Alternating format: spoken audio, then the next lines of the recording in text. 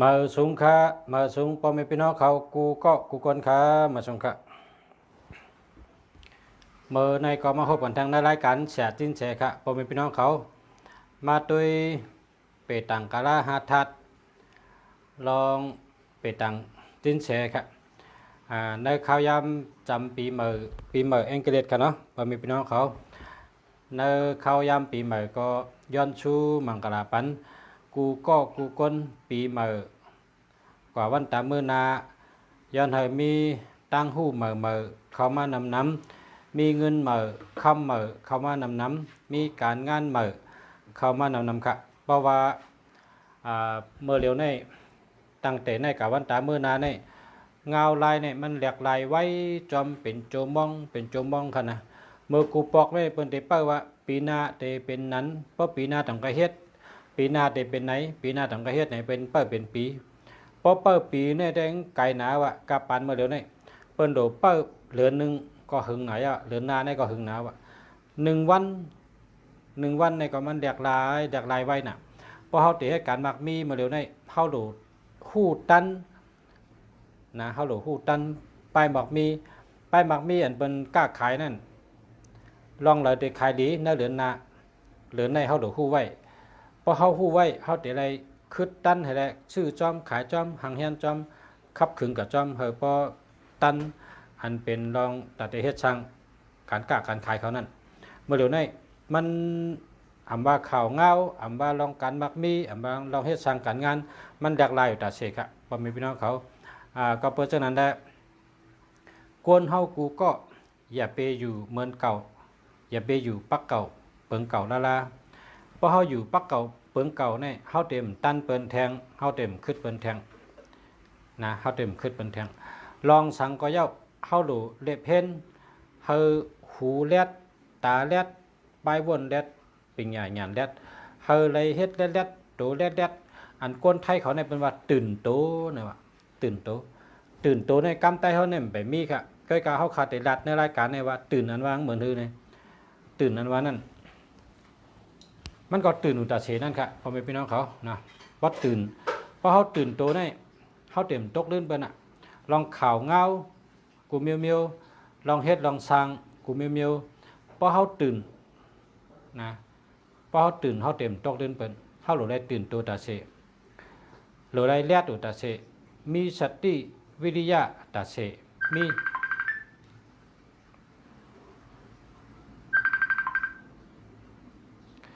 ีญาณตาเสกะเนาะญาณเป็นญาณในพอเขาเรียกลายจอมเนี่ยเมื่อเดี๋ยวนี้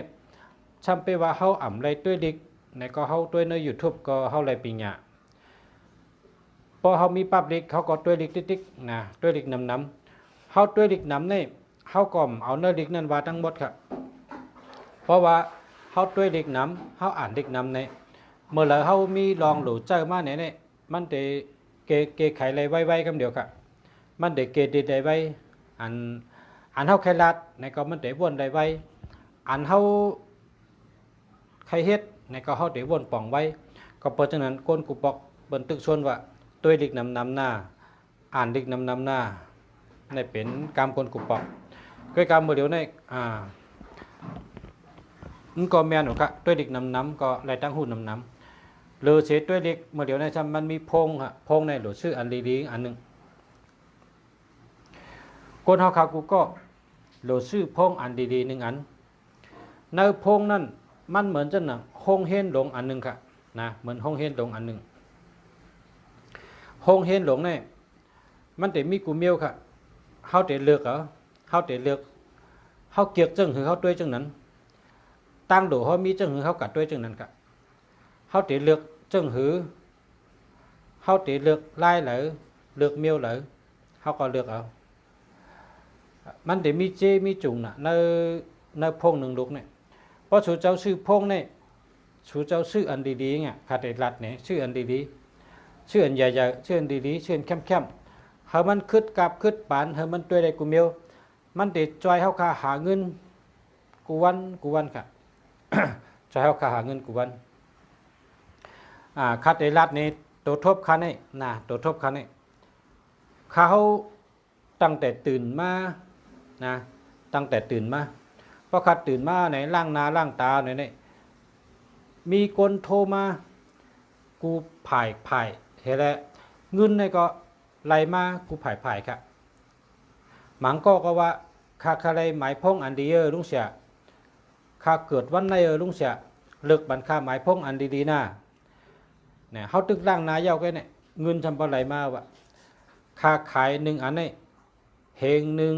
2 เหง3 เหงเงินไทยนะประกันไทยก็1,000 2,000 3,000อันนั้นก็6,000เพราะค่าอะไรขายอันค่าก็ไหลเงินกำเหลือ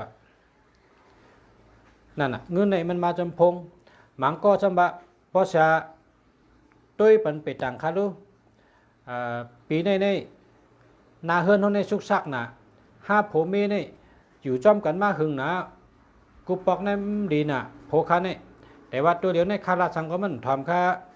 ด้วยปันอินดูนะพอเปิดจูด้วยไปต่างเปิดก็โอนมาแล้วกาดตัวเอง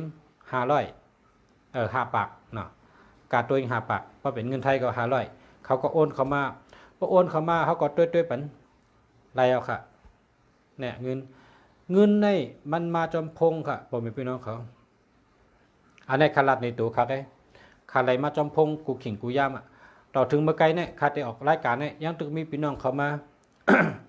นะพี่น้องมายาตัวเขามายาตัวเพราะเขามายาเนี่ยก็เขาก็ยศยาบันอันไล่อันเป็นไล่การฉลาดเขาเนี่ยเอาซื้อเขาเนี่ยแก้เที่ยวเฮ็ดใจเตี้ยนใจอ้างให้ไตน้ำมันปันไตเตี้ยนปันแค่น้ำมันปันไปยาวก็เขาคำมาก็เปิดหลุมมาออกรายการเสียจิ้นเฉยยังวางเขาอะเมื่อไกลว่าเพราะเสียเมืองหลีมา7 โมงเนี่ยเหลียวเข้าแต่แล้ว7 โมงต่อถึง9 โมงเป็น2 ชั่วโมงเนี่ยเป็นเข้าคาในรายการเข้าคาดัดไว้ว่าเข้าแต่ออก7 โมงต่อถึง9 โมงขายำ2 ชั่วโมงอันที่ตกลื่นหรืออันที่ออกมันแล้วเนี่ยปีตูดินเป็นที่โตคาเนี่ยค่ะข้าวห่มตันก็ข้าวยามันในที่คาเฮ็ดการส่วนตัวค่ะพี่น้องมาหาพี่น้องมาเจอนะคำจังมากกันเนี่ยนะก็ในเป็นออฟฟิศเสียจินเสียหังกวยมันเลยมันอยู่ก็เหลียวหังกวยมันที่ออฟฟิศเนี่ยพอขาดได้ออกรายการขาก็ต้องลูกกระเฮิรนขาขี่รถมาแทงมาฮอดกันเนี่ยนะก็เพราะฉะนั้นคันแนะนำว่าขาใครวัดเนี่ยพอมีพี่น้องเขาพึกนะพึกปิ่นโตปิ่นเจอปิ่นตั้งให้ตั้งสร้างปิ่นลองอาจ้างตั้งยามเขาตี อย่าไปมุ่งมองว่าตีเหตุการณ์กินติ๊กอย่าไปมุ่งมองอ่ะเหตุการณ์ในเลยเกะนะเหตุการณ์ในเลยเกะพอเขาหมอกจำตั้งนอกในเขาเลยนำค่ะก็เงินในมีกุฏิค่ะนะมีกุฏิมีก้อนหนึ่งค่ะข้าวกะเหล่มันเฮ็ดอียาย่อมคนโหอ่ะเฮ็ดยาย่อมคนโหมันเอาหมักพาเฮอำเภอห้องหมักกูดเมืองเนี่ยหมักอื่นดอกอัญชันได้เลยจังหลายมิ้วเฮ็ดไว้เฮียก็เอาวางขายตีร้านข้าทำกะเหล่มันข้ากะเย็บด้วยข้าว่าข้าในคนหอกน้ำจ้าเพราะข้าเมื่อใส่คนโหในต้องเตะลำเนี่ยมันมาตัวก็โหลุงเสียเมืองดีว่าเอาลูกหอกนำหนาวเอาเมื่อจำได้เลยเอาเมื่อ2 ขวดลำหัวแต่ข้าเฮ็ดขายในก้นเทวาเพราะคนหอกในขึ้นดำขึ้นเลยเพราะเอาย่ออย่างก็เอาเสร็จก็โหยเอาอาบน้ำบ่บอกให้2 เดือนเข้าตั้ง2 เดือนไปนั่นจะขึ้นลำขึ้นเลยปั่นลุงเสียมา2 ขวดลุงเสียท่านบ่นว่าสุขขายไหนนี่ต้องขายลีเขาก็ถามมันว่าบางวันก็ขายไรอันห้าหู้จักกันเนี่ยบางวันก็ขายได้ขายแต่อันก้นห้าหู้จักกันก็เพราะเปิ่นหู้จักเป็นกลุ่มชื่อเขาข้าก็กับขายกันเลยข้าขายที่นาเฮิรนข้าได้ว่าจะไหนกำในลุงเสียเมืองดีเอามาเหี่ยวก็สอนมันเอามาเสนอเฟซบุ๊กนะเอาเสนอเฟซบุ๊กในเฟซบุ๊กให้เต็มเป็นดิกไทยว่าแน่คนโหดล้ำเพราะคนโหหอกเพราะเอาเสืออาบน้ำกูวันเนี่ยเพราะเข้าตั้ง2 เดือนเองขึ้นดำขึ้นเขาก็เต็มดิกไทยบันจะไหนมันขายเลยหมดภายในหม่อมถึง10 วันค่ะ อันเฮ็ดไว้มาเป็นกระเหือว่าเฮ็ดเป็นรายเดือนเนาะเฮ็ดขับไปขนก็ทางดีน่ะเฮ็ดนะมันเฮ็ดไว้รายเดือนหนาว่ะขับไปก็ขายบันก้นหูจักเลยน่ะการในลุงแสมก็เหลมันก็เหลมันให้ก็เอาขวดมาตั้ม2 ขวดให้ป้อทับปุ๋งให้ลงเต็มดิกไทยว่าลัดในเปิ้นนี่มันซื้อกับมดค่ะตัวเดียวนี่เมื่อว่าทั้งหมดในเฮาเมื่อเฮิรนมันหนังว่ามีขวดเอาตัวเดียวตึกเฮ็ดแทงออกไปเย้าเฮ็ดก่อนนั่นเย้าน่ะต่อมเย้าค่ะเฮ็ดก่อนเนี่ยมันเลยจู้เหมือนจังอีหยาเนี่ยเหมือไม่นั่นกาหือเปลือกไม่นั่นกาหือ หมากแม่นั่นก็คือเนี่ยเอามาจังเหี่ยวก็ปองไหลน้ำนักอันใดก็คือสมไปมาตัวมนะพอตัวมาเนี่ยจังไปเอาอันป้องใส่ให้เป็นน้ำยาเพราะอาบน้ำเอาใส่ก็โหยอาบน้ำนะกำไทยในห้องยาสระผมเนี่ยนะแต่ว่าใต้ที่ห้องจะหึมว่าไปหมอกำไตค่ะเพราะอาบน้ำเอาใส่ที่คนโหยแล้วก็ถูย้ำขึ้นเอาน้ำล่างไปนั่นนะใต้เขาเนี่ยมันมีของกำไตว่าสระผมเนี่ยนะสระโหเนี่ยมีว่าอาบน้ำเฮสีสับเปียเฮเอาสับเปียสีก็โหเฮสีตัวเฮในกำไตอันกำไทยในเขาได้มีกุฏิตีอ่ะพวกก็โหในเขาว่าสระผมเนี่ยสระผมเนี่ยมันบอกว่าล่างคนโหละไรค่ะหน้าก็ล่างตัวก็ล่างค่ะในกำไทยเขานะเขาได้แยกไว้จะไหนเขาได้แจกไว้เป็นตีครับกำไทยเนี่ยนะแต่กำไตเขามันมีนะอันที่ว่าสระผมเนี่ยนะมีกำไตเขาเนี่ยมีว่าอาบน้ำเนี่ยสีสับเปียเอาสับเปียสีตัวเอาสับเปียสีตีนเนี่ยเอาสับเปียสีหัวในวันนี้กันนะสระผมในสมัยเนาะนั่นก็พอเผยหมอกำไตเขาคอในก็เตรียมมาในรายการเท่านั้นเขาเตะเลยออกรัดเนาะในค่ะรายหาเงินเนี่ยมันมีหลายรายน่ะเมื่อเดี๋ยวนี้เขาหลุดเ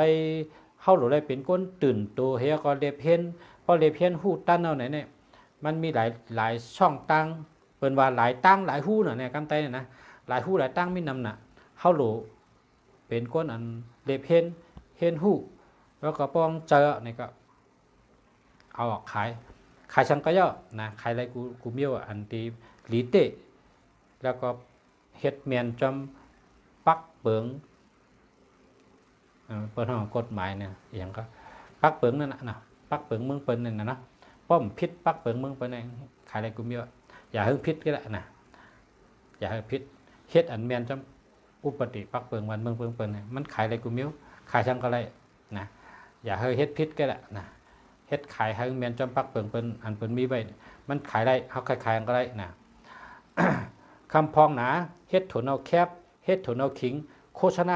ขายลีว่าขายลีอ่ะในก็ได้ก็ข้างกะเย้ามันลัดในว่าในถุนเอาขิงในเปิ้นเอาในใส่เปิ้นเอาในใส่ไล่เฮ็ดถุนเอาขิงพอเฮ็ดเอาตากให้ไหนเฮ็ดนี่เป็นวันเมื่อในมองหน้าเมื่อในตวมหน้าเมื่อในตำหน้าเมื่อในทุบแคบหน้าเมื่อในตากแดดหน้าพอตากแดดแล้วเฮาขมไว้ในเฮากูเมียงมนมาขี้ใส่ด้วยแหละเฮาเอาผักกางยุ่งมาฉุ่มไว้ให้เอาตากแดดในเมียงมนก็ได้จับให้ไหนมันเฮ็ดเป็น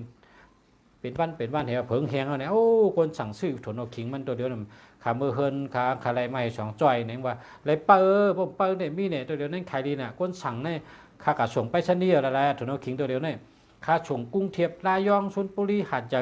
ใต้ในอยู่กุฏิค่าส่งกุฏิถุนเอาขิงค่าไหนเนี่ยว่าเนี่ยการถุนเอาขิงนี่ก็ยังขายดีเนี่ยเพราะหมอเฮ็ดขายดีน่ะนะนี่ก็เป็นคนหูจักตั้งขันเนี่ยเฮ็ดขายถุนเอาขิงตั้งแต่ว่าชื่อสารถุนเอามาล่างให้ถือเนี่ยมันก็โป้ทัดปุ๋งเนี่ยกูว่าเนาะในล่างพอล่างเอาตัวมือพอตัวมือมองพอมองวันในที่เฮ็ดแคบในถอยในทุบในเป็นแคบพอเป็นแคบกับว่างเหนือค่าเนาะพอว่างเหนือค่าทำบะมุงเอาผักกางยุ่งในมุงแห่งกูเมียงมนจับตากไว้นั่นน่ะเมียงมนกับเข้าเลยนะต่อถึงพอแหงป้องแหงเหลียเนี่ยมันทำบ้านนี่แหงดีนะกันเนี่ยพอแหงเหลียเอาคับให้เอาจังเนี่ยจ้อยเนี่ยมันทำส่งขายในเพชรปุกนะอันนี้ก็ขายถุนเอาขิงเลยทำเพราะขายดีนะมันมีกูเมียวเพราะพี่น้องเขาเฮ็ดเหมือนจังอันใต้เขาหมอเฮ็ดผักกาดชมยัน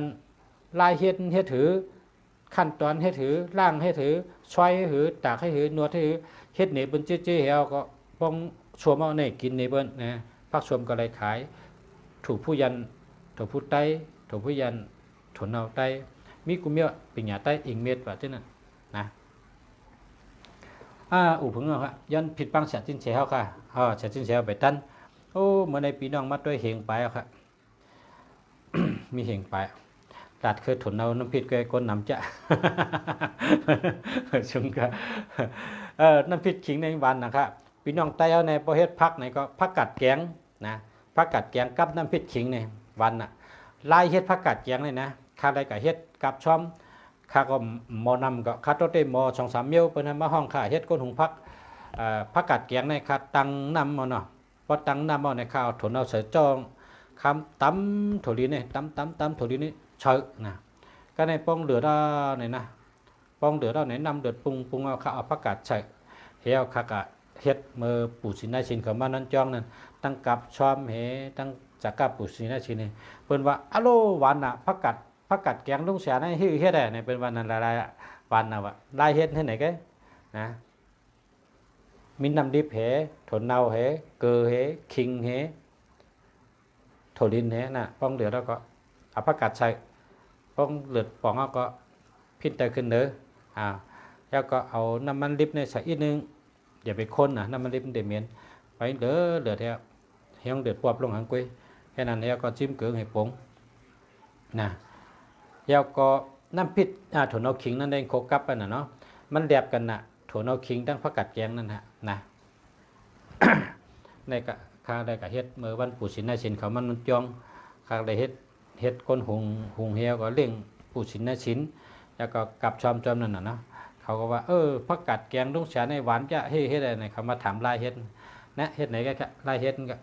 ยาวก็กับถั่วเน่าคิงอันว่ามันไกเงี้ยโคเหลืองโคไผ่อย่าไปโคไผ่แห้งเพราะโคไผ่แห้งเนี่ยมันชุกนอกกับชุกเนื้อบางปอกองแคมแบบขมแบบน่ะโคไผ่อ่อนไผ่เนี่ยอย่าไปแห้งนะน้ำมันกับว่าไม่แห้งเฮ็ดโคถั่วเน่าคิงเนี่ยนะเพราะโคแห้งมันขมค่ะอย่าไปโคแห้งต้องได้ชุกถั่วเน่าคิงเนี่ยนะมันชุกพองนั่นหนังหวานมันหอมค่ะเจ้าไหนครับจังว่าไล่หาเงินเขาได้มีนำหนาฉอนให้พ่อแม่พี่น้องเขาหมอเฮ็ดเป็นตอนก็ได้เอาปิงหยาใต้เขาเนี่ยแหละน้ำกัดใต้เขาเนี่ยแหละนะน้ำกัดใต้เขาเนี่ยเฮ็ดถั่วเน่าขิงเฮ็ดถั่วเน่าอย่างก็ถั่วเน่าธรรมดาเนี่ยเพื่อห้องถั่วเน่าแคบนั่นนะนั้นก็อันที่ขายได้กับไกลๆนั่นก็เพราะเฮ็ดนี่เขาเปิ้นกับเก็บได้หึงๆนะเขาแต่ได้เงินนำนะเพราะเป็นถั่วเน่าขิงในเปิ้นชื่อก่อนนี่กะไว้เดือน2 เดือนมันเน่าแล้วเมียนก็เมียนเน่าก็เน่าชาก็ชาเปิ้นก็เก็บไว้นะจะว่าเปิ้นชื่อนำน่ะเมื่อเดี๋ยวนี้ขับผมไม่เฮ็ดได้มันก็แล้วกูบอกโผงฮอกก้ากินจังโตเปิ้นตีเมื่อเดี๋ยวโผงก็แล้วเฮ็ดถั่วเน่าแกเฮ็ดถั่วเน่าขิงขายดีน่ะคนนั้นฮู้จักแกเนี่ยนะตั้มไปได้ขายเนื้อกัดเต้ๆว่าชับอันได้ขายทั้ง Facebook นี่แกเฮ็ดถั่วเน่าขิงเนี่ยก็การดูเฮ็ดนี่เปิ้นกุฏิให้มดเฉยนั่นน่ะกำไทยเป็นว่ามดเฉยกำไทยว่าสะอาดมดเฉยนะ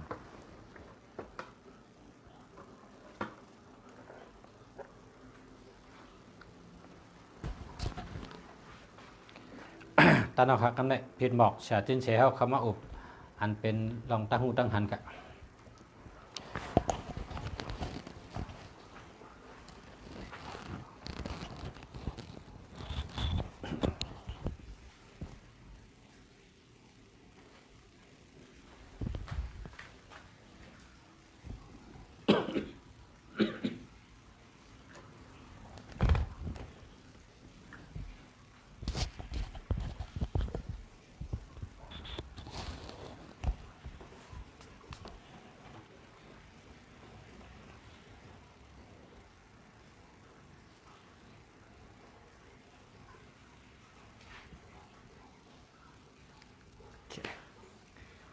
มาสุงค้าคู่เมืองดีค่ะมาสุงค้ามาสุงค้าปีน้องเอ้ยก็ดีผู้ถ่อมยินน้องเขาตั้งหมดตั้งเสียงค่ะเนาะ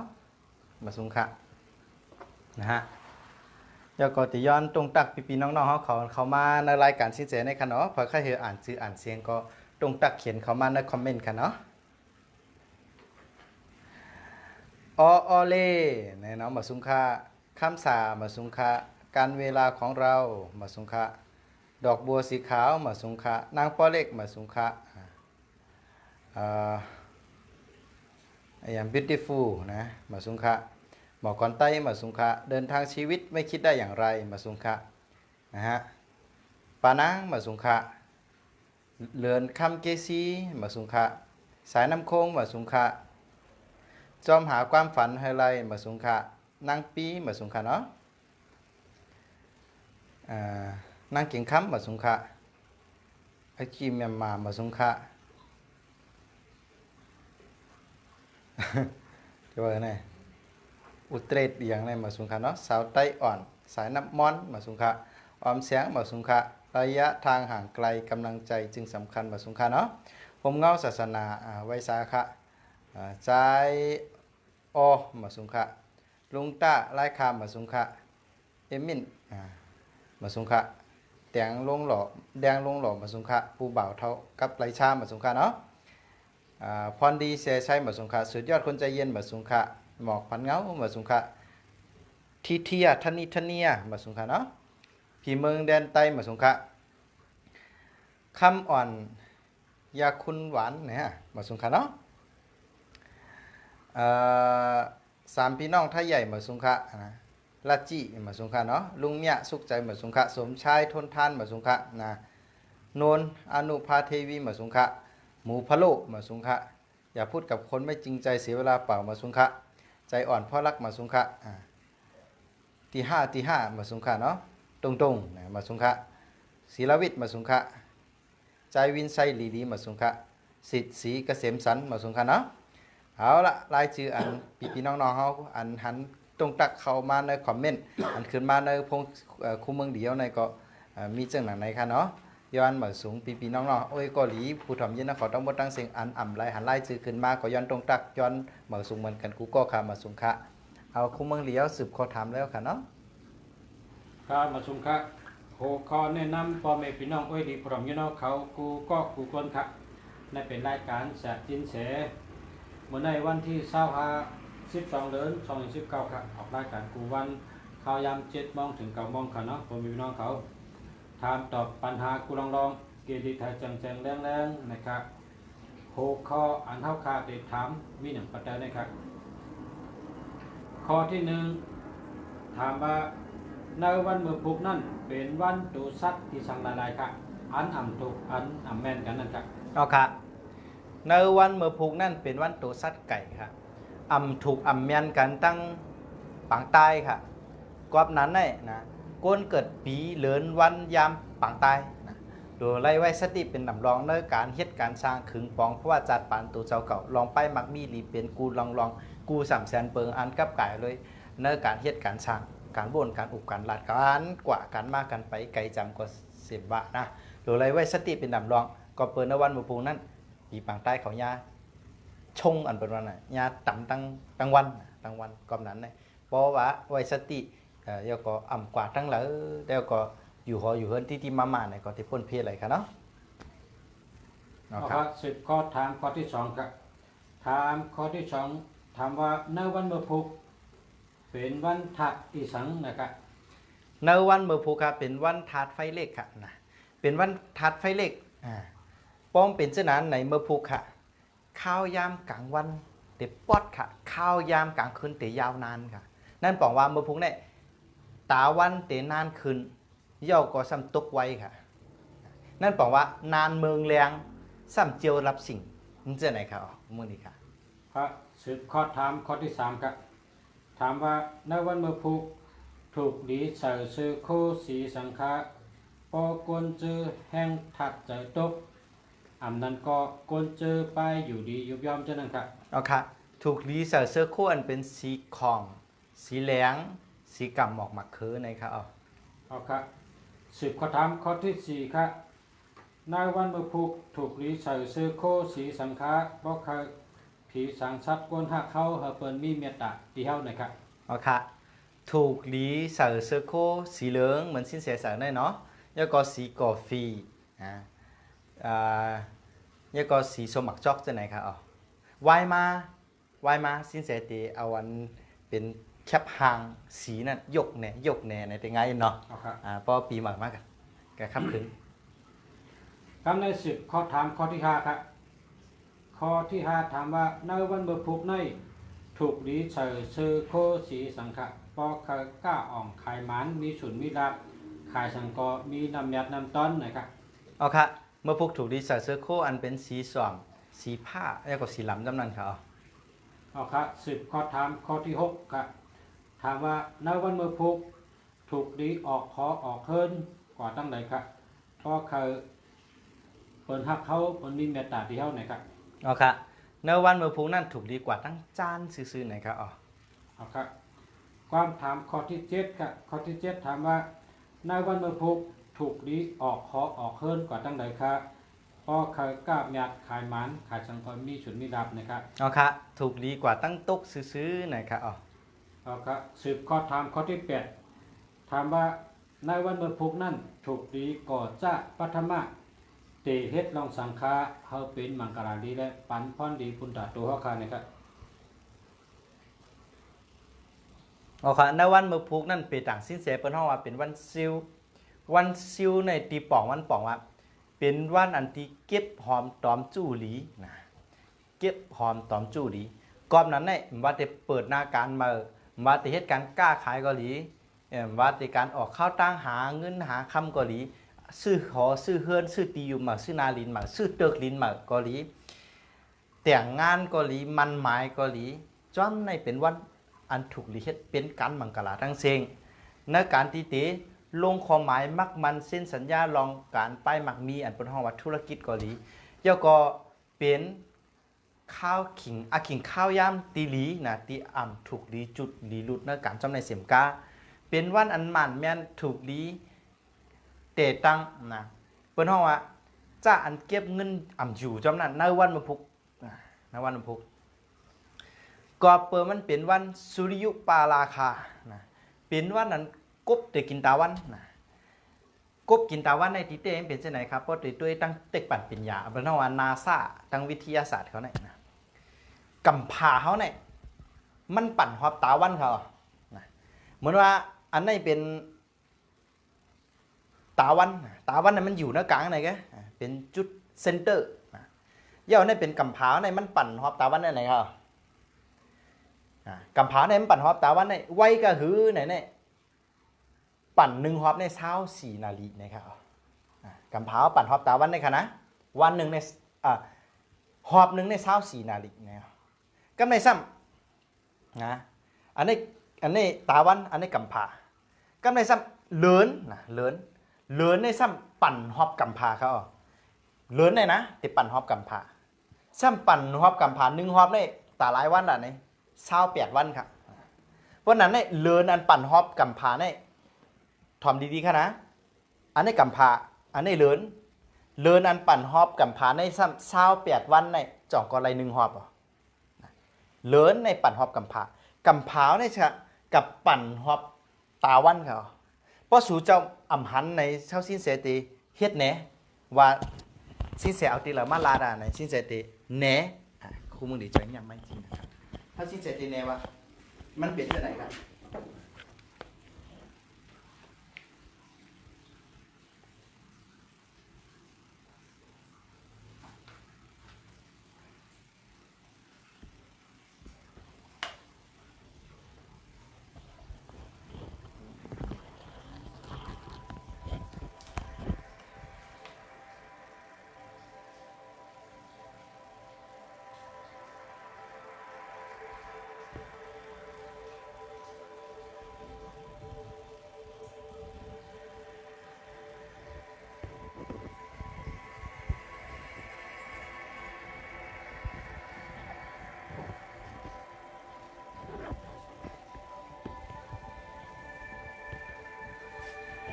จองซื้อเจ้าหันได้ค่ะกำมาติดติ๊กเนี่ยจองซื้อเจ้าหันได้ค่ะอันนี้คาตาวันกำพาวมันเป็นเช่นไหนครับนี่เป็นกำพาวครับตาวันเนี่ยจะอยู่หน้ากลางเปิ้นห้องว่าเซนเตอร์ตาวันเนี่ยนะสั้นเนี่ยเป็นตาวันอยู่หน้ากลางเปิ้นอันนี้เป็นกำพาวครับสองย้ำยิ่งกูเกิลนี่ค่ะอันนี้เป็นตาวันค่ะนะลาวกูหวยเนี่ยตีปั่นฮอบตาวันค่ะระบบสุริยะเขามีกันได้ครับเลือนลาวกูหวยเนี่ยลาวติดจันทร์กันปุ๊บพระทุกเสาร์อย่างพวกนี้ตีปั่นฮอบตาวันค่ะตาวันในตีเป็นเจอกลางคนเย่ากำพร้าวก็ปั่นฮอบตาวันเจ้าไหนครับในกำพร้ากำในฮะตีกดเข้ามาด้วยกำพร้าครับเขาตีเอาอันนี้ตาวันค่ะเนาะ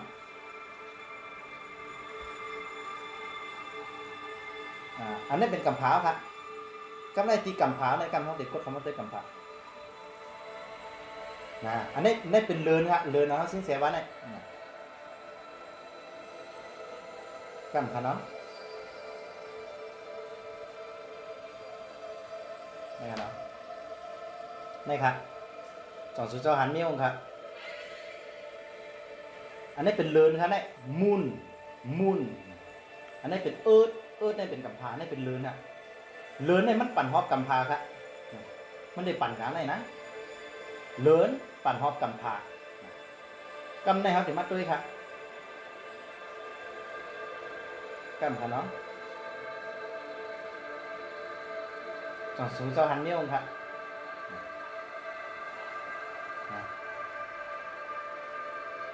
กำอันนี้ตาวันอยู่หน้ากลางใช่ค่ะเหรอด้วยกันนะตาวันอยู่หน้ากลางอันนี้เป็นกำผาเขาหวยเล็กๆอันเขาหันกันนี่เป็นเลินครับเนี่ยมูนเนี่ยเป็นเลินนะกำในมือพุงในนะสังเกตด้วยค่ะนะแต่เหลียวในมันเขามาจำหนาวอันนี้อัปเดตจากนาซาเนี่ยนะจากดาวเทียมนอกโลกเลินเนี่ยมันขึ้นแสงแดดเนี่ยมันถอดมากำผาเขาใช่ไหมกำในซ้ำเลินในซ้ำมาแห่แปดแสงตาวันอ่ะพอมาแห่แปดแสงตาวันเนี่ยก็แสงตาวันนี่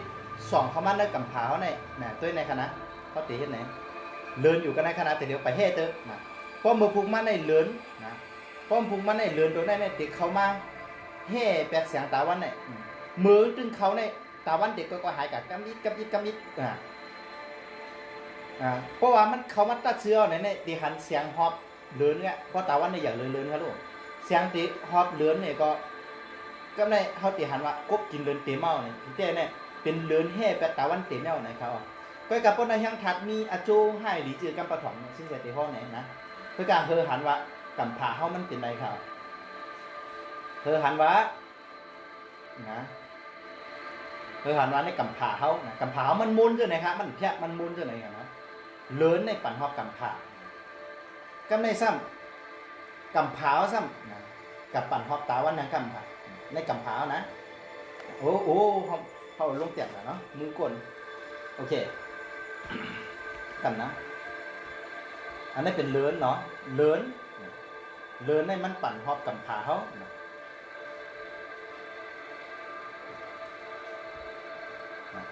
cái này thì cho mắt tôi hả nó có lớnปั่นหอบกำผาซ้ำเนี่ยเซียนสีสอมๆได้ค่ะเนาะกำผาซ้ำมันปั่นหอบตาวันไหนครับกำผาปั่นหอบตาวันในเช้า4 นาทีเป็น1 หอบในหัวเล็กๆในเป็นเลินฮะเนี่ยเลินตัวไหนอ่ะเนี่ยมูนเลินตัวไหนซ้ำจ่อหันห้อยค่ะห้อยเซียนสีขาวๆเนี่ยเป็นห้อยตั้งเซียนตามันน่ะเนี่ยมันเด็กกับเจ้าห้อยเนี่ยนะ28 วันจะเป็น1 หอบนั่นปองว่า28 วัน1 ปองเนี่ยจิตแต่มันมีกบกินเลยเนาะเพื่อการมันเด็กกันรับตัดซื้อเมืองหรือเมืองนั่นไปหันไหนก็ค่ะ28 วันเนี่ยจะมีกบกินเลยกบกินตาวันเนี่ย1 ปองเพราะนั้นเป็นเจ้าไหนค่ะเนาะพี่น้อง2 ปองใช่ค่ะเขาขอสิ้นแสกับมือใครโกนเนาะในค่ะเนาะหรือพี่น้องเขาเนี่ยกันนะเขาเอาในเขาสิ้นแสที่กดเข่าด้วยตาวันเป็นชื่อค่ะเนาะสั้นในตาวันเป็นเจ้าไหนครับกำผาอยู่จำตาวันอยู่เจ้าไหนครับเป็นไพ่ลูกเต็มเหมือนสมมติไหนครับในตาวันถ้าเด็กกดขอด้วยกำผาครับกำผาเป็นชื่อครับกำผาเป็นเจ้าไหนครับเลินนั่งอยู่จำกำผาเอากันเนาะถ้ากดขอด้วยตีเลินครับเลินเป็นชื่อครับเลินนี่เป็นเจ้าไหนครับหน้าตาเลินนี่เป็นเจ้าไหนครับมันโอมเอาแสงแหลกเพราะโอมเอาแสงแหลกเอาไหนเพราะว่าแหลกมันปนแหลกเขาเนี่ยมันเฮือเป็นห้องมันเรืองแสงประมาณนั้นนะเพราะนั้นเนี่ยในเดือนในตะวัน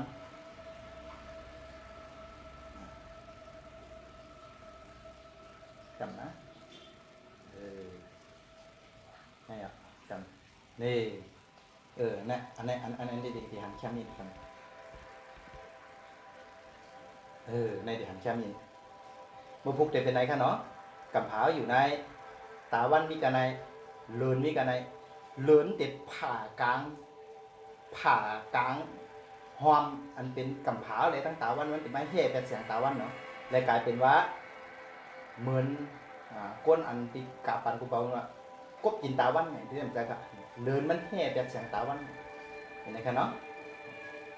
ด้วยกันเลยมันเด็ดตัดเพราะมันตัดซื้อเนี่ยเดี๋ยวมาตัดซื้อกันด้วยไหนกันนะเพราะมันคายก็เป็นอะไรนะเดี๋ยวมาตัดซื้อกันด้วยไหนกันโอเคนะโอเคอะไรเห็นไหน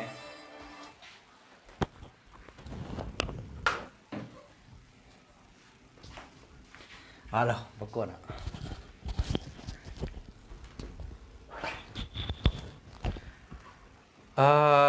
ก๊อบนั้นอันเขาสินเสียแค่รัดเด้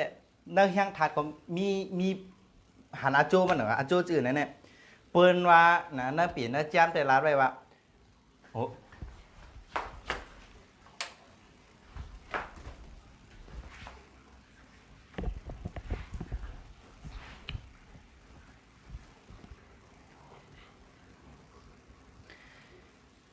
เนื้อปีเนื้อแจ้มตั้งปีต่างสินเสียก็ดีเนาะตั้งปีต่างกูไผ่กูไปลาดไว้ว่าเพราะว่าวันเดินนะที่กำพาเฮาเลินเหตั้งตาวันไหนมันตัดซื้อกันเนี่ยวันนั้นมันติดปอมาเป็นอันเป็นห้องว่าสุริยุปาราคาปองว่ากบกินเลินเอากบกินตาวันนะกบกินตาวันในนะเปิ้นว่าตูก้นนะอย่าไปกะอาบเอาอายมันนะอย่าไปกะอาบเอาอายมันกล้วยกาป้อผามีโคสองเหมือนหนังอันเป็นห้องว่าอุกาบาตไม่เหมือนหนังลาวตุกลาวหยอดอันนั้นก็มีโคสองลีดีอันเป็นสีล้ำก็ดีอันเป็นหินก็ดีนะโคสองในกะโคสองป้อสุดจะมีโคสองป้ออันเป็นหินในแต่ลีเลยเปิ้นนะหินกูเมียวป้อเป็นสีล้ำแค่นี้นะอันที่โคสองอันสุดเจ้าเอาจับตัวสุดเจ้าเสียๆนั่นนะสุดเจ้าเอาออกทงยางเอาออกอันที่สุดเจ้าเสริงซีเมมาเสือเนื้อผ้าล้ำเสือเนื้อผ้าสีล้ำนะถามดีนะเนื้อผ้าสีล้ำเสือเอาในยกกับเอาอาบเอาไอเสียงเมื่อขิงมันตึงกินน่ะนะครับกันเนาะว่าเอากามไตเอาก็เมื่อมันตึงหลับนั่นนะเพราะว่ากบนะได้กินตาว่าเอาป้องเข้ามาอินเอาในสุดเจ้าเนี่ยเอาคู่ของสุเจ้านั่นสุเจ้าหลวงหางแห้นไว้อันตั้งนะเพราะว่ามันกินเอาสุเจ้ากับตั้มหับเอาอายเสียงแหลดมันต่อถึงมันกินกับพดเตะแมวในก็ตั้มไว้นั่นนะเพราะว่ามันคายเอาจำเตะเสียงเอาในสุเจ้าก็ขึ้นเนี่ยเอามานะเอามาก็สุดต้องกำมังกะลาใต้เนี่ยก็ห่อดีๆจับตัวสุเจ้าตั้งปีต่างกู้ปีต่างเขาได้ลาดไว้คอนึงอะเขาลาดว่าเตะเก็บเงินคำอยู่นะเตกามนี้ลองไปหมักมีลองไปหมักมีเตเตรียมทนเตจางเตื้อถี่เย่าก็เตกามนี้ลองเงินคำไหนครับก่อนนั้นเนี่ยบ่เพออันไข่ไรลองเงินคำไข่เฮเงินคำเต็มถงเซไข่เฮมีลองกามดีลองเงินคำนะก็เมื่อพุกนะหางแห้นไว้อะไรโคสองสู่เจ้าอันใกล้เอาจับตัวเย่าก็หาพาหางก็ได้เพราะมีภาษีลำพางก็ได้นะเอามาห้องไว้นะเย่าก็เก็บไว้นะช่วย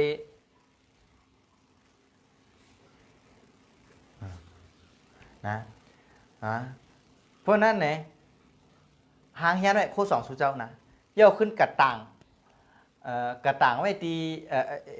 ต่างไว้ตีเผินแคบๆนะเอาเก็บไว้ก่อนโหมไว้ก่อนนะอย่าไปนะเขากีไว้อะเขาตั้มไว้เขาพอขึ้นเอาพาโหมไว้ก่อนนะอย่าไปหับเอาเซลไอเสียงทางเตอไอทางก็อย่าไปเฮิงหับเอาเตอนะพอเปิดด้วยนะพอกบกินตาว่าดาวเนี่ยนะกบกินตาว่าดาวนะเขาห่อไว้ในกบได้กินหลายโมงโอ้ปุ๊บเข้ากับเตอก็อะไรนะเปิ้นลงไว้ตั้งนำแล้วสิ้นเสียบรัดอันนี้ได้นะก็การสิ้นเสียลาดเธอสู่เจ้าป่องว่ามันตีกว่าตีมามันนะยกก็สู่เจ้าหันนะพอสิ้นเสียลาดก็สู่เจ้าเต็มหันไอ้กำเผาเนี่ยมันจื้อตาวันในจื้อเลือนจื้อสู่เจ้าเต็มป่องนะที่แต่ตาวันเนี่ยอยู่ในกลางเบิดเป็นเจอกำผานะเจอกำผายกก็กำผาในปั่นหอบตาวันเลือนเนี่ยมาปั่นหอบกำผาในได้มีกบกินเลือนในนั้นมันตัดกันเอาละแต่ตีในสู่เจ้าหางยันไว้โคสองสู่เจ้าเพราะว่าเลือนคำว่าห่มเอาเสียงตาว่าเน่าเนี่ยเพราะว่าเขาว่าไงก็กบกินตาว่าเน่าเนี่ยนะป้องเตะจ้ากินเอาสุดเจ้าเอากัดตั้มเนี่ยก็เปิดพาออกตั้มกลางปังดีๆนะหับเอาเสียงเต็มทนต่อถึงมันโป๊ะคายขึ้นต่อถึงมันต่อถึงเลือนโป๊ะป่นกว่านะเพราะเสียงแหลดนะเพราะเลือนกบเด็กคายเลือนเอาเนี่ยสุดเจ้าก้อยกาตบโขมเนี่ยเอาปอกมากขึ้นกำในแต่พอสุดเจ้าออกกาดทั้งเราก็เรียกว่ากามลีกามดีโค โคสองนั่นกามดีอ่ะกามดีลองสังฆะในป้อนนักเปลี่ยนนักแก้มได้เป็นว่าเตกามดีลองเงินคำไหนครับอ๋อนะเงินคำก่อนที่เก็บอยู่ลองเงินคำก็เตมีมาหรือสิอ่อนต้อนมาเลยรับตั้งแต่เมื่อโม โมรับแต่เมื่อไหร่เนี่ยปีน้องๆเขาค่ะเมื่อไกลเคิงมันรับกะค่ะเนาะสินเสอ่ำหูว่ามันรับกับขิงแล้วค่ะปีน้องๆเขาตันยินขอความลื่นสุดเนี่ยเป็นขอความอันว่าจื้อค่ะเขียนเข้ามาเขารู้สินเสแต่ละ10ขอความนั่นค่ะเขาสินเสก็ต้องว่ารัดกับเขียวแล้วค่ะเนาะเพราะว่าปีน้องๆเขาต้องว่าเมื่อไกลมือมันอ่อนตั้งไปขึ้นในสินเสรัดกับฮอตเขียวแล้วในใจเขียนเข้ามารัดสินเสดูสินเสติด10ขอความนั่นมันเตรียมหงอ่ำหายนี่ค่ะอ๋อแบงค์สินเสติด10รัดกันพอปีน้องเขานะก็เลยนะเก็บเงินอ่ำอยู่เก็บคำอ่ำอยู่เนื้อวันเมื่อพุกค่ะเป็นรองดีค่ะนะกบได้กินตาวันเมื่อพุกนะก่อนนั้นเนี่ยเพราะว่ากบกินตาวันไหนเพราะสุเจ้ามีโคสองเอาโคสองกับอาบแสงแดดกุ้ยกับเพราะสุเจ้ามีนะเอาเงินเบอร์ละเบอร์หนึ่งเลนละเลนหนึ่งเพราะเงินเบอร์ละทุกชั้นๆนั่นสุเจ้าเจิงนั่นนะเอากับตั้มห้างหูเฮอไอแลดจุบใส่นังเงินนั่นเฮอไอแลดส่องเพียงทัดปันเนอเบอร์เงินน่ะเนอเหรียญเงินน่ะเนอเงินน่ะนะยก็เพราะว่ากบกินเลือนเอากบกินตาวันน่ะเพราะมันคายเอาเนี่ยสุเจ้ากับเนียดกับเก็บเอาเบอร์นั้นมาสุดต้องกำมาล้างไตนะเฮอเก็บเงินคำอยู่ตั้งปีเฮอกำดีตั้งโจเฮอจื้อก็เยอะนะเฮอเมื่อน่ะแม่น้ำสีแม่มามาจุดตีเงินเฮอเหลืองแพมีน้ำเฮอมีเงินคำอย่างเฮอเป็นสัตเทเฮอไปมังมีขึ้นอย่างเหมือนสูงจื้อก็ดีนะเอากำมาล้างไตว่ะสุดต้องตั้งถังกลางเจอเนอข้อเขาวนอ่ะสุดต้องก็เก็บดีๆละกำไรแต่เงินสุดเจ้าจังหวัดที่เก็บอยู่อ่ะนะยก็ลองไปมังมีในจังหวัดคืนอย่างมาสูงนะอันนี้ลองเพราะว่ามีโคสองแต่มีเงินอันนั้นแค่เฮ็ดทั้ง2เมี่ยวก็ไรนะพอมีโคสองได้หาตีว่ามีมาพุงในสินเสียก็เดี๋ยวโคสองมาเสิร์ฟผ่านเนี่ยก็กัดเนียดเอาค่ะตั้มมือกบกินตาวันนั้นนะอันนี้ค่ะนี่เป็นข่าวเงาดีเต้ๆเนาะติดอันนี้ลองกบกินเลยก่อนนะก็เปิดว่ากับตาวันอยู่หน้ากลางกับผ่าปั่นหอบตาวัน24 ชั่วโมงเหนื่อย1หอบซ้ำเลือนซ้ำมาปั่นหอบกับผ่า28 วันได้เป็น1หอบนะเพราะว่าเลือนตาวันกับผ่าตัดซื้อกันเป็นหอบกบกินตาวันก้อยกับ28 วันเนี่ยมันตัดซื้อกัน1ปอกมันเตะกับตัดมืออันมันกับเมืองเลี้ยงเมืองเปิดมันก็กับกบกินเลือนเมืองเปิดมาเลี้ยงเมืองเฮากับกบกินเลือนเมืองเฮาแค่28 วันเนี่ยมันมี1ปอกกบกินเลือนได้ตรงที่ว่านั้นต้องเป็นทองไหมคะอำปองซะค่ะน้องแอนนะอำปองซะค่ะนะเอาล่ะกำไรซ้ำเนื้อวันมันผูกเป็นวันหลีเดียวเตย้อนลูกย้อนเตานะเพราะใครมีลูกถอดลูกหลีลูกวางไงถ่อมก้ามนะก็สุดต้องก็เป็นรองดีเยาก็ข้อห้ามข้อสั่งห้ามโคสองเงินคำเอากับทองเอาหับเอาย่างทัดอันกบกินเลือนเนี่ยกบกินตาวันเนี่ยไหลกุ้ยกะตูกุ้นเนี่ยอย่าไปกะหับเอาละนะตูกุ้นเนี่ยอย่าไปกะหับเอาไอเสียงแหลดอันกบกินตาวันได้ละเตเป็นกำให้แปดหรอเตเป็นกำให้แปดเพราะนั้นในโคสองหับเอาย่างทัดอะไรกุ้ยกะตูกุ้นเนี่ยอย่าไปกะหับเอาย่างทัดนั่นแปลว่าสุเจ้าเน็ตเอาโคสองกับตั้มเหเจ้าคนเน็ตเรียนเขามาเนื้อห่มแล้วปล่อยตัวโคสองกูมันหายฮะเพราะว่ากบกินตาวันนั้นมันคายเอาเนี่ยเน็ตกับเก็บเอาโคเรียนเขาห่มมากขึ้นอย่าเบี้ยจุกด้วยปลาหับเอาไอเสียงแหลดนั้นอ่ำถูกดีเฮ็ดในคอหันข้าวยำเหรอใน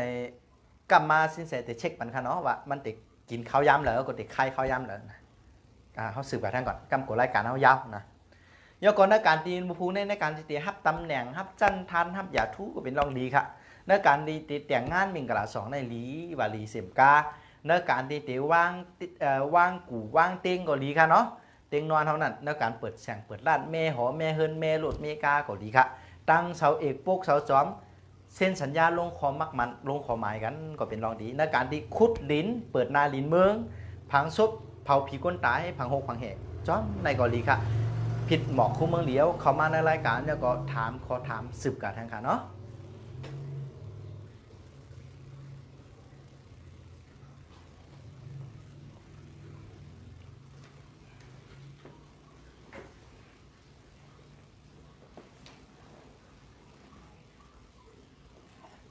เอาค่ะกำในสืบข้อถามข้อที่เก้าค่ะข้อที่เก้าถามว่าในวันมาพุกได้อันถูกดีเฮ็ดมีทางใดๆค่ะในวันวันพุธนั้นอันถูกดีเฮ็ดนั้นมีอยู่2รองค่ะนะเป็นอันเปิ้นฮ้อว่าฟ้องร้องกันเปิ้นฮ้อเป็นบอกว่าเป็นปริกอมุตตลาเปิ้นฮ้อว่าคดีความอันเปิ้นฮ้อว่าปอมาเป็นอมุนะอำถูกดีคือเป็นอมุนะวันพุธนั้นอำถูกดีคืนเฮินปู่แก่ปู่ก้างปู่แสนเขามีปริศนาปัญหาเป็นบอกว่าเป็นรองสุกยุงนั่งสินอำถูกดีเฮ็ดในข้อทุน1ข้อทุน2เนี่ยอำถูกดีเฮ็ดมุกไพ่2ไพ่เต๋าไพ่ในอำถูกดีเฮ็ดค่ะนี่ค่ะอ่านอำถูกดีเฮ็ดในวันพุธนั้นนะฮะอ๋อค่ะกบกินเหลือในวันมะพุกนั่นค่ะนะอันเฮาลัดกับไก่เลยในเมืองไทยค่ะกะว่าสินแสอยู่เมืองไทยค่ะเนาะเปิ้นเฮาว่าโปกความไตเฮาได้เปิ้นเฮาว่าเตหันกลางวันหวัดในเขาเนาะกลางวันหวัดเหมือนมันหวัดเขากลางวันนั่นน่ะนะกลางวันหวัดที่เป็นข้าวยามกลางที่เป็น10 10 โมง 19 นาทีเนี่ยค่ะ10 โมง 19 นาทีเนี่ยก็ตีเริ่มหลับกันแล้วอะไรตีเริ่มกินกันแล้วเนาะแล้วก็ต่อถึงวัยวัน1 โมงไป57 นาทีเนาะ1 โมงไป57 นาทีนะหมอกกันได้ครับมันตีเริ่มกินกันได้เริ่มหลับกันได้10 โมงปลาย19 มินินะต่อถึงมันตีคลายขึ้นได้นะตีหมอกบ่ายโมงเดี๋ยวหมอก1 โมง57 นาที57 มินินะในกำในเมืองมานเมืองใต้ซ้ำตีหันกลางวันหวัดนะข้าวยามกลางในหมอก8 โมง 59 มินิต่อถึง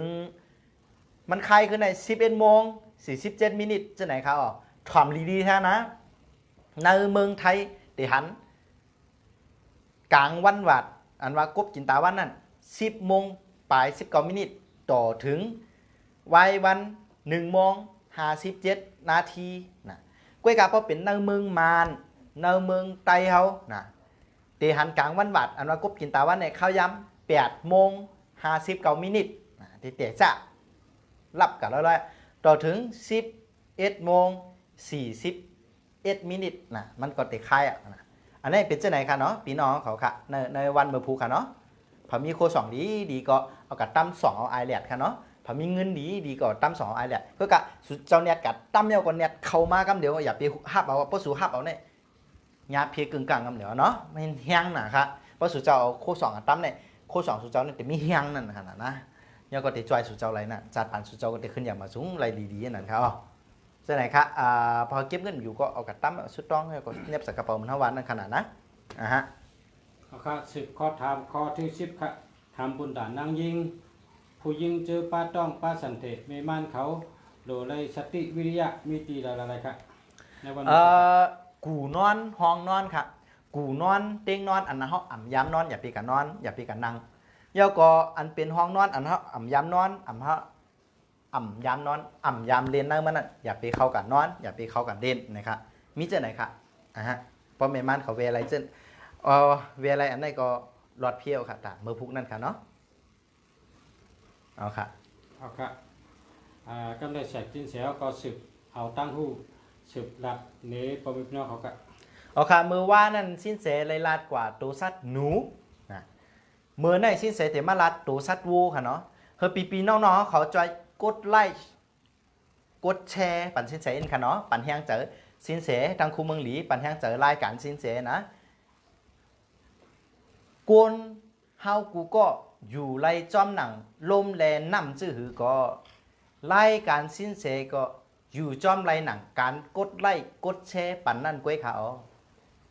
ปอกวนเฮาขาดลมก็ตายขาดน้ำก็ตายจื้อก็ สายเจอไล่การสิ้นเสนั่นก็หนังนั้นเย้าป้อปีน้องๆเขาอ่ำจอยกดไล่อ่ำจอยกดเชไล่การสิ้นเสก็อ่ำสืบข้าวยาวไหลอ่ำกว่าไรแทงเหมือนตั้งโกนอันลมหายใจจำสุดเสียงไงแหละนำเตกินก็อ่ำมีนั่นค่ะอ๋อกอบนั้นเนี่ยเขาสิ้นเสตั้งคู่เมืองหลีมีนำเจอผึกจืนขาวเสอมาเอาล่อนนอนความเอาข้อความเจ็ดหมันอันดีถ่อมข้อความหวานเย่าก็นำกำยำอันหมันเมียนอันเข้มมาผักตอนปีน้องๆเขาซื้อก็ปีน้องๆเขาจอยหุ่มจมเย่าก็ฮับถ่อมยินเย่าเสียมกาจอยกดไล่กดแชร์ปลาปั่นเฮียงเจอรายการปั่นเฮียงเจอคู่เมืองหลีตั้งสินเสแต่เตสืบเพียรรายการกะข้าวยาวเตไล่เอานำความคอลึกลำกำพีอันอ่ำต้อนไล่ถ่อมยินดังเหลออันอ่ำต้อนไล่หันดังเหลอก็เตไล่มาถ่อมยินแล้วก็หันเฮก็กันเจ้าไหนกะเข้าหึงไหลไหนเขาเขาเป็นปีน้องกันเขาเป็นกวนเฮินหลังเดียวกันแล้วเพราะว่าอะไรถ่อมยินเสียงสิ้นเสียแต่เดียวไหนก็นั่นบอกว่าเขาเป็นปีน้องกันเขาเป็นสายเจอใครเดียวกันเลยเขาถ่อมเสียงป่องกัน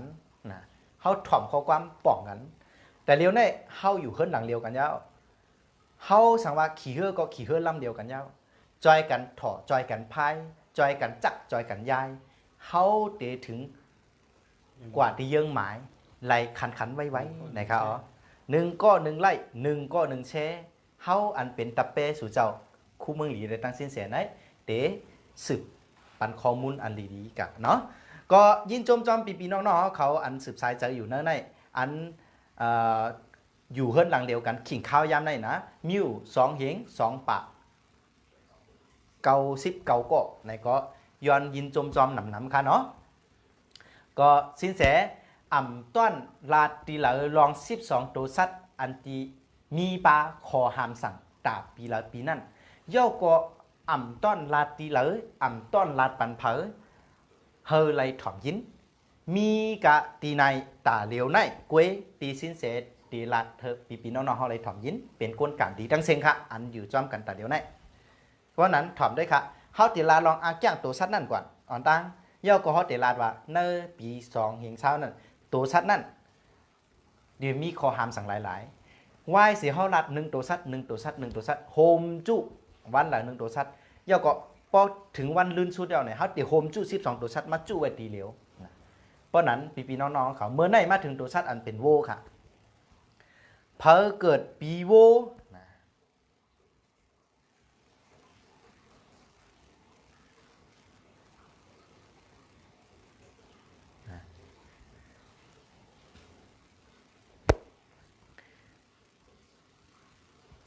ปีโวนะตัวสัตว์ปีต่างปีแก้มนะมันมีแต่เมื่อปานคำพระราไปปอกนะเมื่อพระราเป็นเจ้าโปเป็นพระรามาเมื่อพระราเป็นเจ้าเกิดออกมานะปุ่งหน้า8ก็ยังไรกัดโปของพร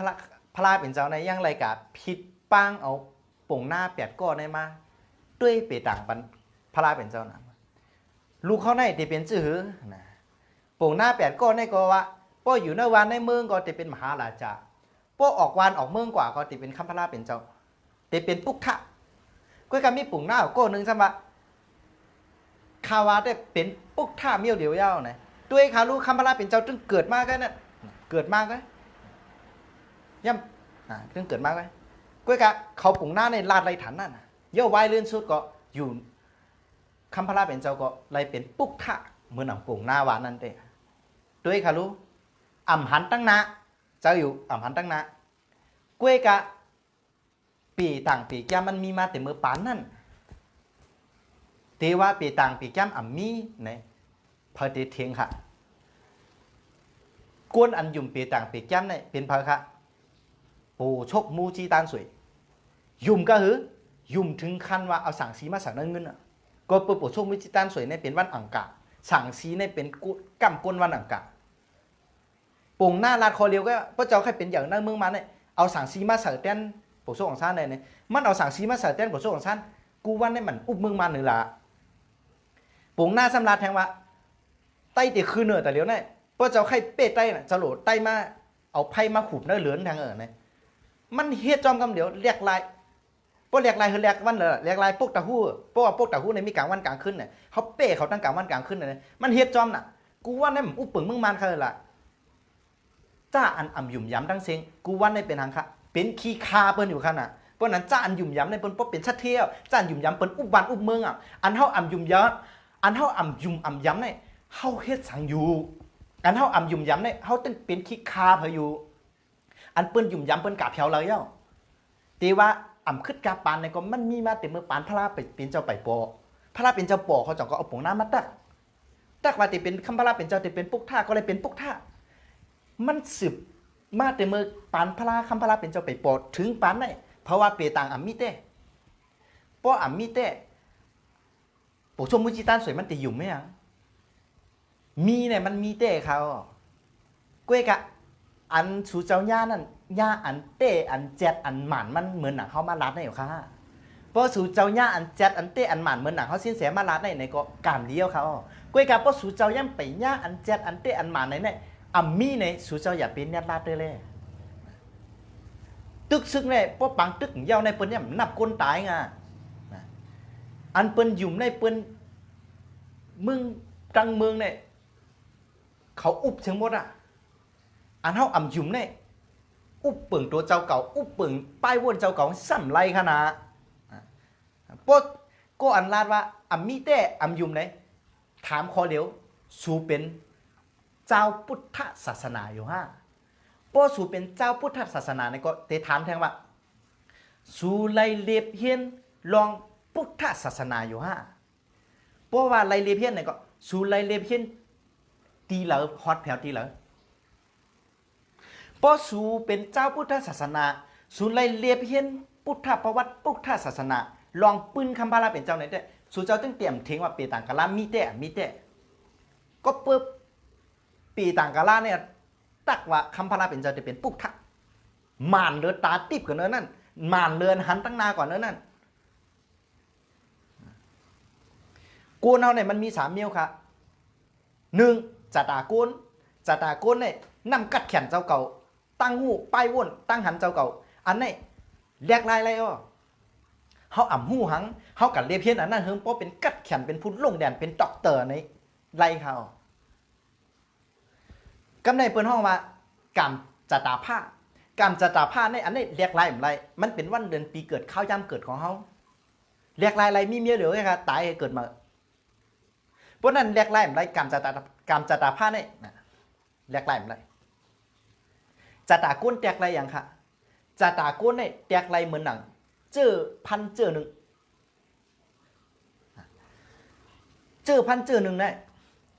หนังเฮอมันตีอย่างมากาสูงมาหนังเฮอมันตีกับปลูกซ้อมไรไหนเฮาเฮ็ดเถอะมันออกงองไม้เอากับปลูกซ้อมไรอ่ะกุ้ยอ่ะอันนี้ก็จ่าตาก้นว่าเหมือนเจอพันเหมือนว่าน่ะนะใครพูดมีนำกัดแขนนั้นกัดได้เพี้ยนอะไรอ่ะแทงอันเป็นเพราะว่าจ่าตาผ่านว่าเนี่ยเหมือนหยาดสีอุตุแต่เรียวเป็นขิงหังขิงกัดไหวขิงกัดเด็ดถึงขิงหังไหวขิงไม่เด็ดถึงขิงหังไปเผาเตอไหวขิงกัดเด็ดเป็นขิงหังนั่นเด็ดเป็นขิงไม้ก้วยกะแต่เรียวไปเผาขิงไม้เฮาหู้เยอะวะมันเด็ดเผาขิงไม้ก้วยกะขิงกัดในกำโลก็โลขิงไม้จ่องเขาแหลกลายอะไรดีว่าขิงกัดได้ก็กระลูเมื่อขิงไม้จ่องเขาแหลกลายอะไรขิงกัดได้เขาโหลเป็นขิงไม้ก็เดี๋ยวจ่องเขาแหลกลายอะไรเขาแหลกลายอะไรเขาโหลจอมเสียนตังมันเขาโหลจอมอย่าสีอุตุมันก้วยกะเขาหับมืออะไรขิงกัดใส่เสื้ออุ่นๆแหละขิงไม้นะขิงไม้ก็เสื้ออุ่นอันโหลไรสั่งเอาหนาขิงพ้นหลูป้าจองเลยป้าเสื้อยางเลยเตะไปขาก็ขี่ก้าเลยย่าเมาหนาพ้นอันนี้เปิ้นห้องมาจ่าตาผ้าแตกไรอย่างแท้แตกไรเหมือนเส้นตั้งค่ะป้อหู้เส้นตั้งตั้งนานเนี่ยปีในกามอำลีเหมือนเฮายาตังโก้งหักศอกป้อห้อมหู้ขับกะไว้ก็ปีนลงห้วยกับพุ่นน่ะเปิงเตียงอย่างค่ะห้อมหู้ว่ากามห้อมลีลงทุนกะเงินคำอ่ะเหมือนกาตุกลุมอ่ะเหมือนกาตุกคือใกล้อ่ะวักยายตั้งไรก็ไม่ได้เดี๋ยวโจมไม่ตายแกลู่ซุ่มแปดหลาย เพราะว่าหัวกรรมดีเนี่ยเฮาหลอะไรมีสติเงินอยู่ในถุงในท้องเนี่ยเฮาจกออกกาปันเปิ้นเนี่ยมันติเชียงว่าเพราะกรรมดีเนี่ยเหมือนผลตกนะเฮาออกขึ้นกันได้ที่ย่ำหัวไหวผลตกเนี่ยผ้าป่างแจงแดงเสริมมาเนี่ยกรรมดีมาเนี่ยจ่องก็เตะตื้นลงทุนเนี่ยเงินก็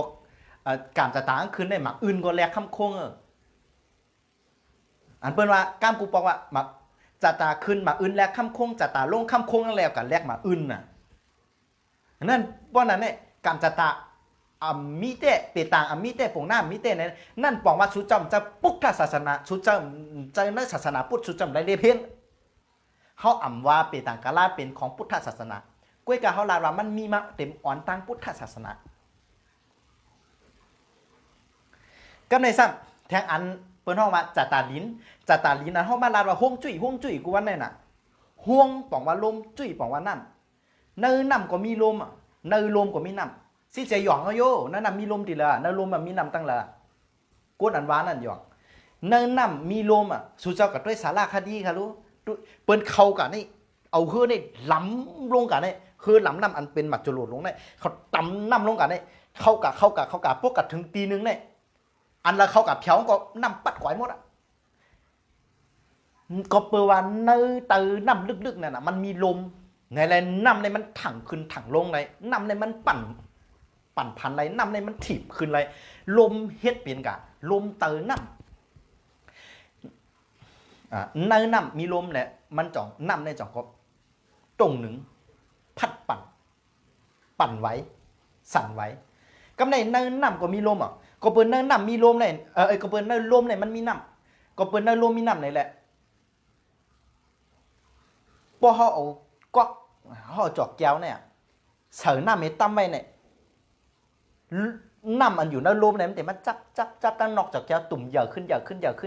ก็นักก็ย่อยลง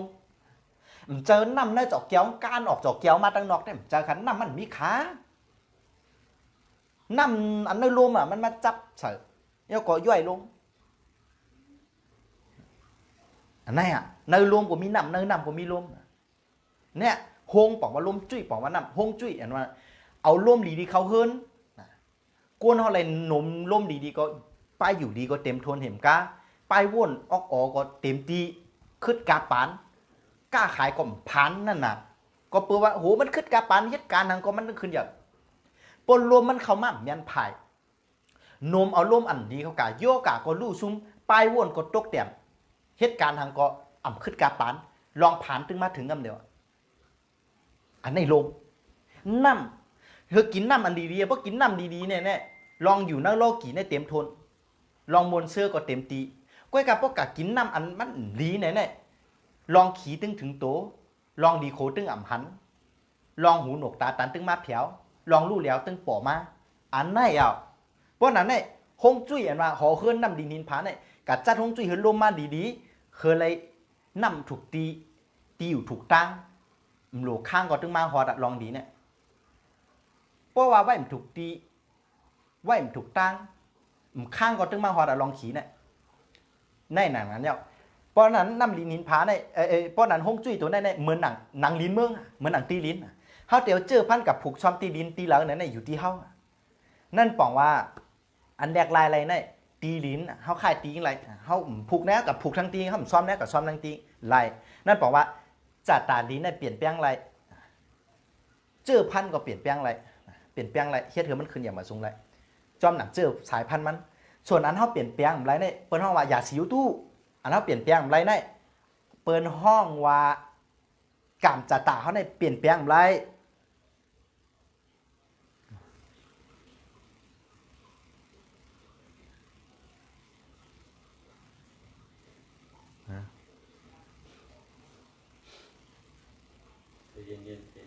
นะฮะเอาเมื่อเนี่ยเขาสิ้นเสีย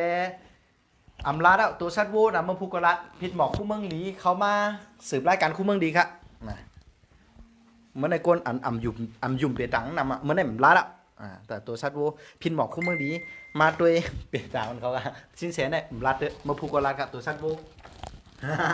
ภูกรัฐครับ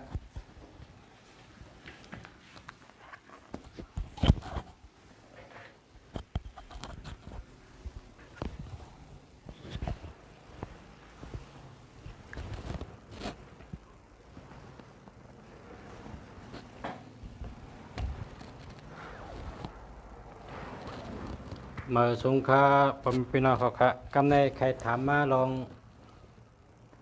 หมายพงจ่องดีหมายพงจ่องเจ้าจ่องรถเพจ่องดีค่าเจ้าจ่องได้ค่าในถามมาได้กันเนาะหมายพงอันตีชูเจ้าเจ้านั่นก็ใครหูตีป่องมันป่องว่าจังหือในก็แต้มถามเข้ามาเลยค่ะก้อยกาพอถามก็ย้อนให้กดแชร์เสียจังก้อยถามกันเนาะพอไม่พี่น้องเขาค่ะ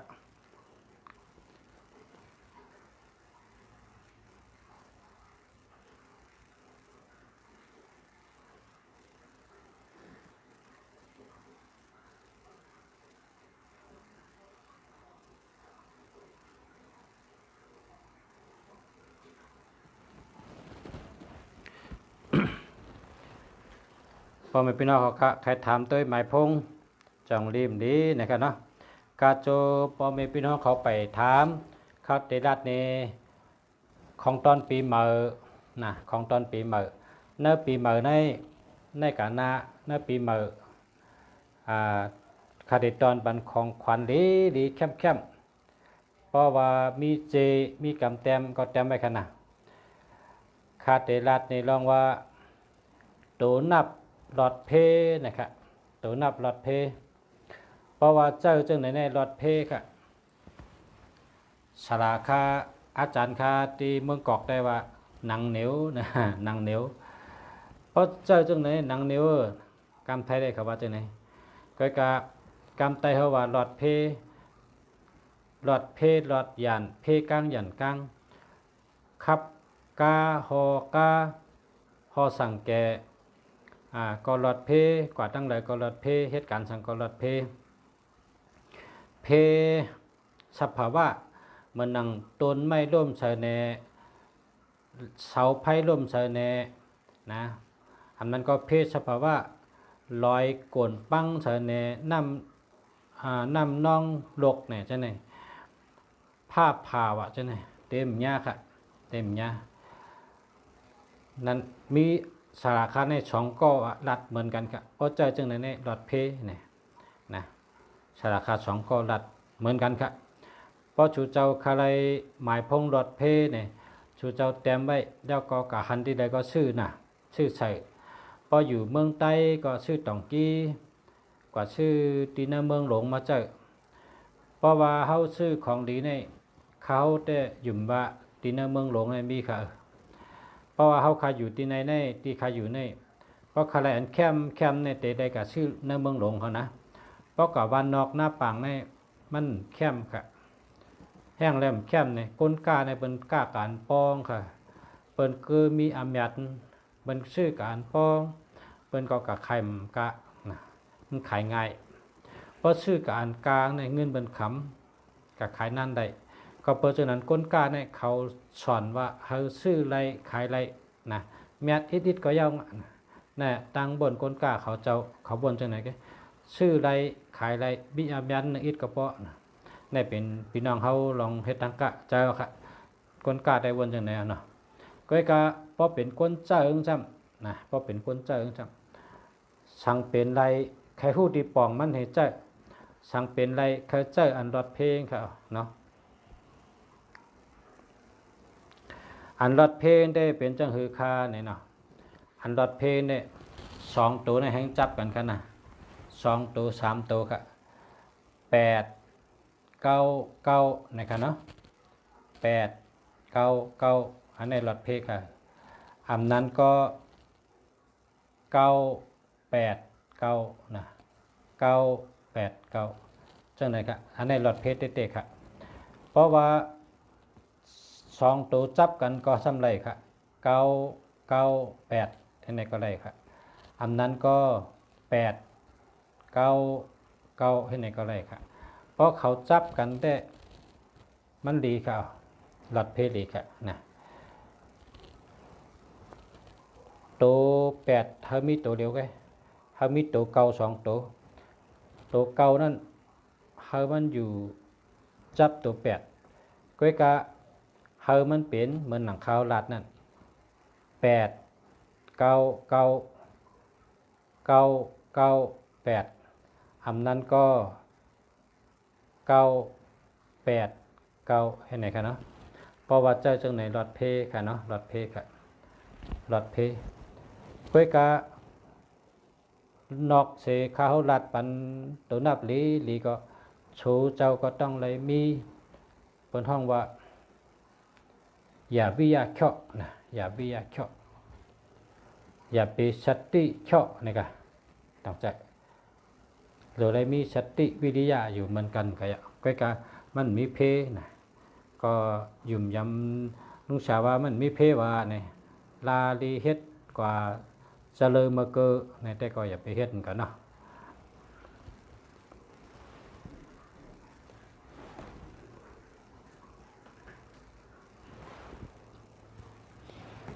ขายินจอมขามาสงขาใจลิง0882544299อันนี้ดีค่ะดีกูโตค่ะดีเต้ๆค่ะดีเต้ๆค่ะเนาะ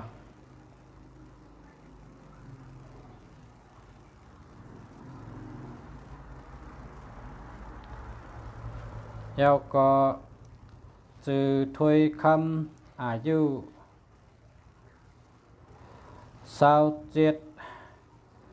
ลืมเต็มวันเกิดค่ะลืมเต็มวันเกิดมันเกิดป้าค่ะหมายพงหมายจากลาด0900631405หมายจากลาดเต็มดีค่ะหาเหมือนนะเพราะว่าหมายจากลาดในป้อเฮิงดีในศูนย์โดยมิตรตัวเดียวก็ค่ะนะศูนย์โดยมิตรตัวเดียวก็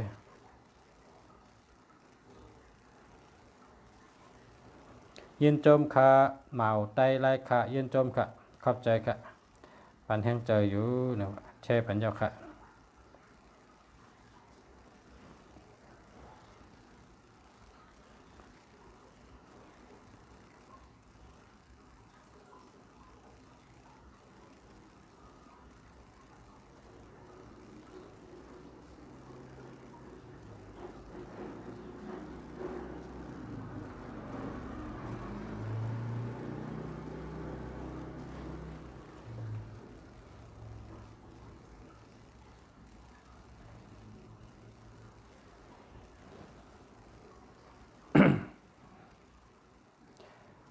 พี่น้องเขาได้ก็เขา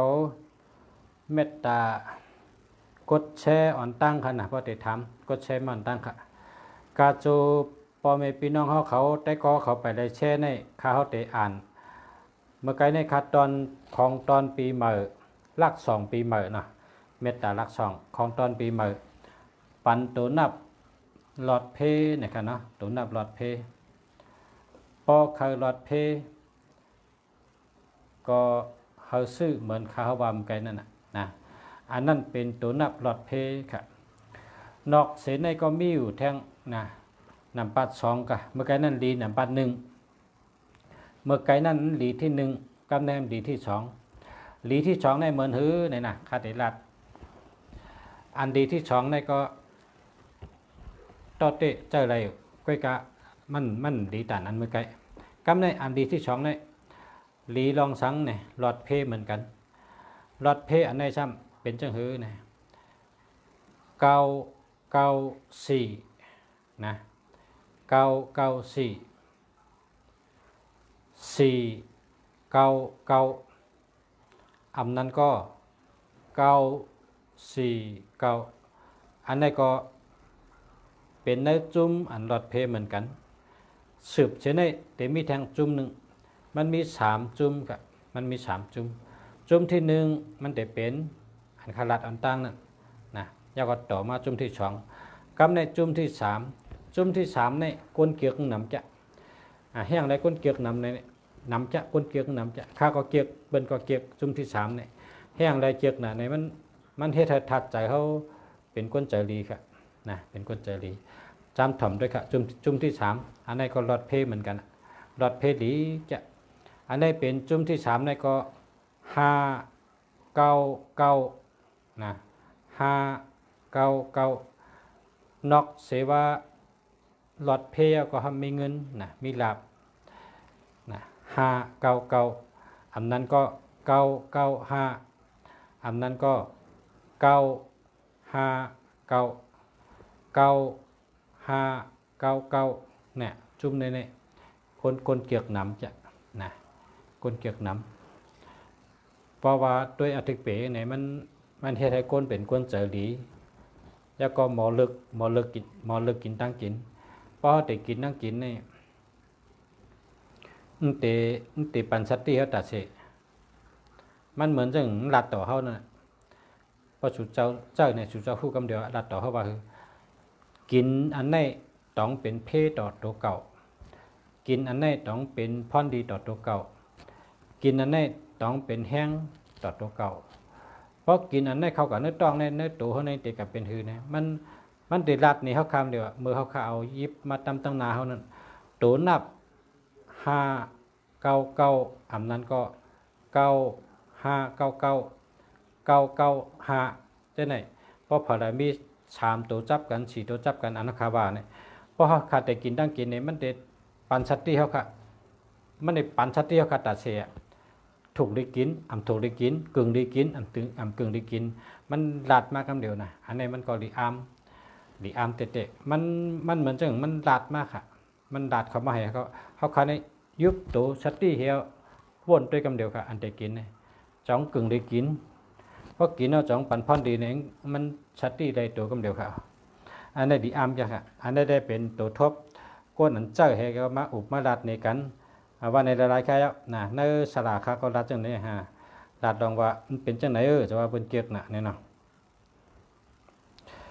พอมีพี่น้องเขาเนาะเมื่อเร็วก็อันที่คำอ่านตัวปันตีพอมีพี่น้องเขาถามว่าตั้งนำตั้งหลายก็กะคำอ่านนี่ก็แปลว่ามันมีแช่มันค่ะอ๋อมันมีแช่ค่ะแลคำอ่านนะกำนะ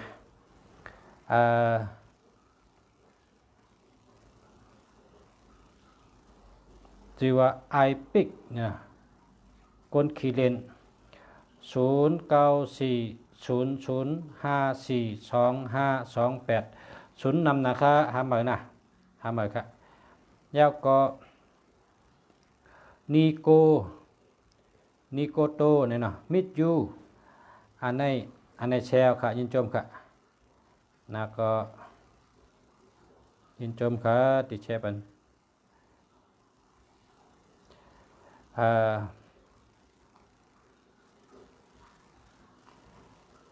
อ่านตอนพอมีพี่น้องให้กัน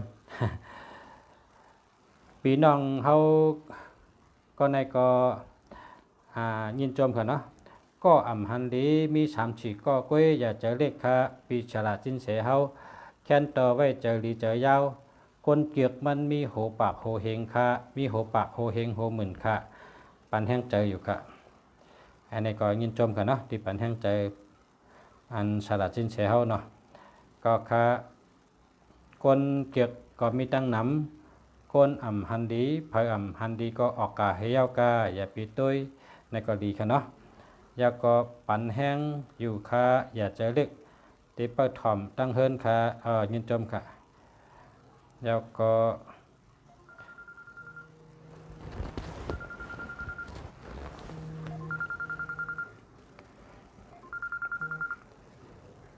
ข้ามาสงค่ะ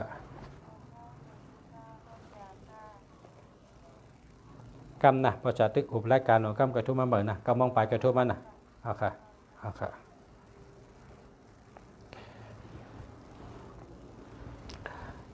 ยาวก็มีอู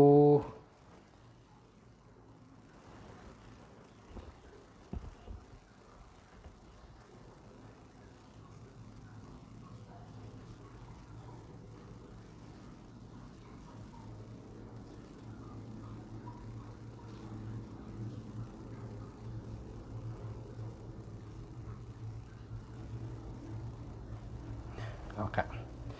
เขาก็ช่ำมังกำก็น้ำตาออกยินดียินจมค่ะพ่อแม่พี่น้องเขากันเนาะเมื่อในก็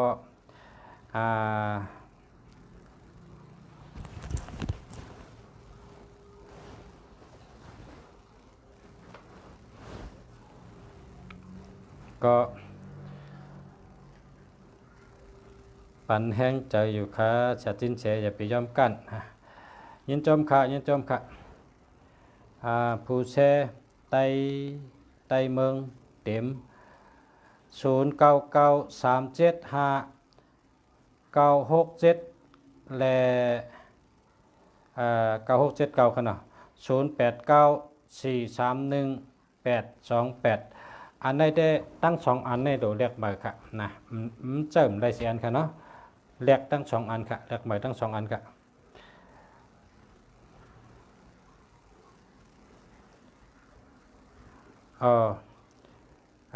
นางถวยวันเสาร์ศักดิ์23/7 83/24มี1 2 3ปีในจุ่มดีค่ะปีในจุ่มดีเฮิงดอดเพก็ปล่อยปลานะปล่อยปลาเด็กคำพลาเฮ็ดขอยากู้ดูให้ไหนนะเพราะว่าจุ่มดีค่ะเนาะปีนี้เนาะออมเจอในค่ะเนาะออมเจอ0946079186ไปดีค่ะห้ามเบอร์ค่ะนะห้ามเบอร์ค่ะปันแห้งใจอยู่ค่ะค่านาการเฮานาการขึ้นใหญ่เมื่อชงเสกัมค่ะยินจมค่ะ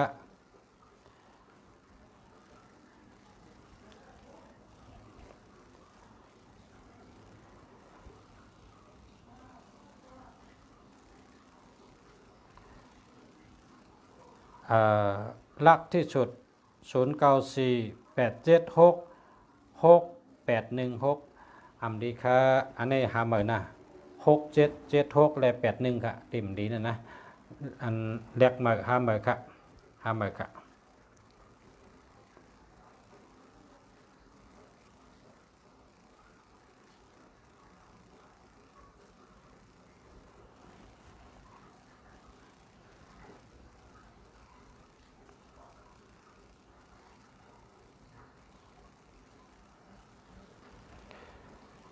ยินจมค่ะเนาะพ่อแม่พี่น้องเขาค่ะเมื่อเดี๋ยวก็ข้าวย้ำก็ไล่เอาค่ะเฮาค่ะแต่ย้อนลือให้ก็เมื่อพกวันเมื่อก่อยมาพบกันแทงค่ะเนาะย้อนซื้อให้พ่อแม่พี่น้องเขาอยู่ดีกินหวานกัดเย็นช้ำสะขึ้นอย่ามาสูงกูก็กูก้นค่ะย้อนเธออยู่ดีมีเงินห่างดีกึกปืนกูก็กูก้นค่ะมาสูงค่ะ